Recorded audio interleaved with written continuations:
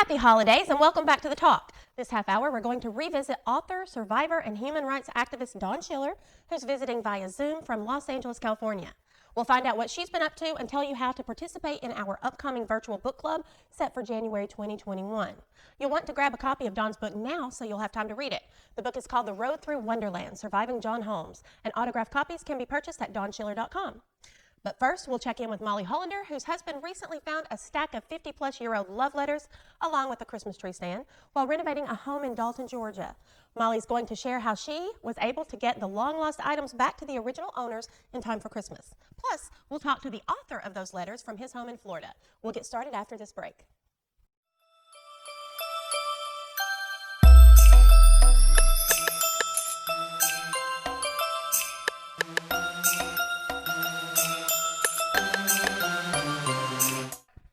Hi, welcome back to The Talk. I am here with Molly Hullender, who is a hairdresser by trade, but you have an interesting story that you're going to share with us today. Yes.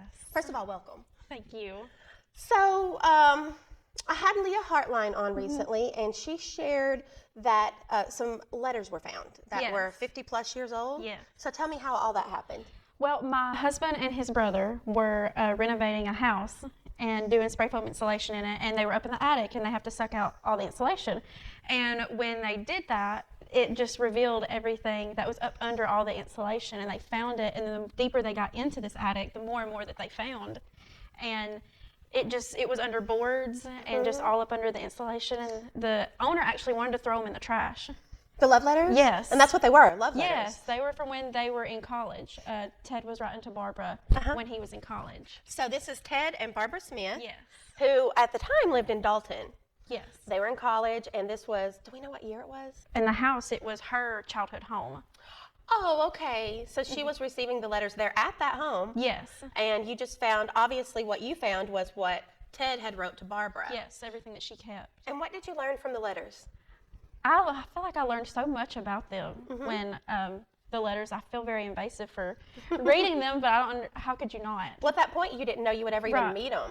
And the way they looked and dated, I didn't know, they were obviously in college at that year, so they were in their late 70s, so, and they were just so interesting, and we learned so much about their life and what they did, and it was homecoming, some of the letters when they were writing, and he was talking about when he was in school and his classes and everything like that. And it was just, they were all so sweet. Was it Georgia Tech? Yes. Georgia Tech. And what was Barbara doing during this time period? I guess some of them she was in college, and then some of them were sent to that home. So I guess some were when she was in college and then when she went back home. So she kept her love letters. And you also found with that a Christmas tree stand. Yes. Is that correct? Yes. And what's the story with that? So he was in the Army, and he was stationed in Germany.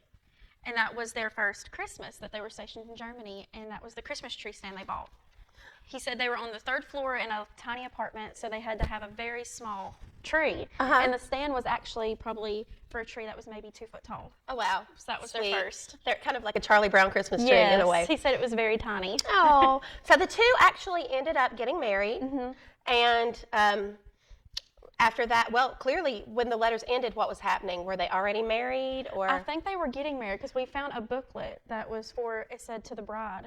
It was like a checklist booklet that they would do, that Barbara would do to get ready for the wedding. Right. And that was probably in the early 70s. And so beyond that, at that point, you had no idea what happened to Ted and Barbara. No. And your curiosity was piqued, so you... We all over the internet. Leah is so smart when it comes to genealogy and anything, family tree. So we knew to ask her. So she went on the hunt. She found so much. And they actually have very interesting history in their family with Army and Vietnam and everything like that. So it was really cool. Okay, and so Leah actually found Ted and Barbara. Yes. So we found out they lived in Ocala, Florida. And we just hunted from there and found out that he wrote a letter to the newspaper in, I think it was 2016. And I contacted the newspaper and he gave me their information. And I ended up calling and they answered. and it ended up being him, and it went from there. That must have been exciting. Oh, we talked on the phone for probably 45 minutes. That's so cool. And they told me so many stories, and it was cool. And you offered to, if I'm not mistaken, to mail those letters back to them and the tree stand, just in Yes. time for Christmas. Yes, they actually received it yesterday. So they called me last night and told me that they received the letters and the tree stand. They were really excited. And they read all the letters, and he was telling me stories about the letters. It was really cool. Oh, that is awesome. So I want to hear more. We're actually going to talk to Ted.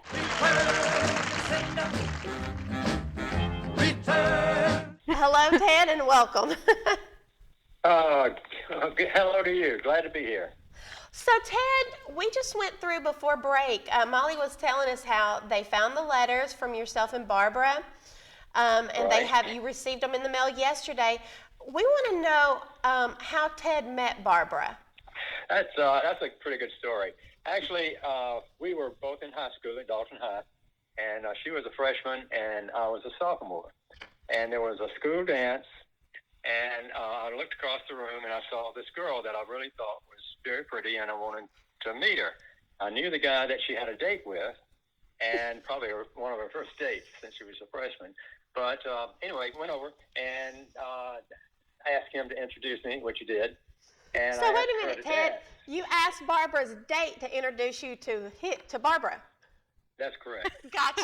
Okay, bold move. Things have changed a little bit. But anyhow, so I did that, and so then I asked her to dance, and she would not dance with me. And the reason she wouldn't dance with me is that she and her date were not getting along, and she figured if I knew him, she didn't want to dance with me. And so she didn't. And so, lo and behold, it was a few years later. We had met a few times, and I was a senior then, and she was a junior. And she was in a girls' club that, very rare back then, but the girls were going to ask dates for a party they were giving. Mm-hmm. And so she asked me to a dance. And so I accepted, and we went to the dance and just had a great time, and even won the dance contest that they had. And so that was just the beginning of a long, long, very happy relationship. We both, when we graduated from high school, I was 1 year ahead of her. And so I went to Georgia Tech, and then she ended up going over to Women's College of Georgia then, and then over in Milledgeville. And we dated all through college. And architecture was a 5-year degree, Bachelor of Architecture. Because you were an I was there architect. for 5 years. So we dated all through college. And then 2 weeks after graduation, we got married in Dalton at St. Mark's Episcopal Church. Oh, that is a great story. And so, And we think what might have happened about the letters is that she was probably hurrying home. She got home a couple of weeks before the wedding from college, and so she hustled home and must have tucked those letters away, and they got lost, and so that's what happened. wow, were you really surprised when you got contacted about Molly here and her husband having found them? Absolutely surprised. And she also sent, and it was very nice of Molly to do that. We were in Germany in the military. I was in the military for 3 years in the Army, and we were in Germany for 2 years. And our first Christmas in Germany, we got a little Christmas tree stand, and so that's Molly sent it to us, and there it was, all intact, that little Christmas tree stand. The letters were just terrific. Well, Ted, you and Barbara have a wonderful Merry Christmas. Thank you very much, and you too. Okay, thanks for joining us, and thank you guys. Okay. We'll be right back.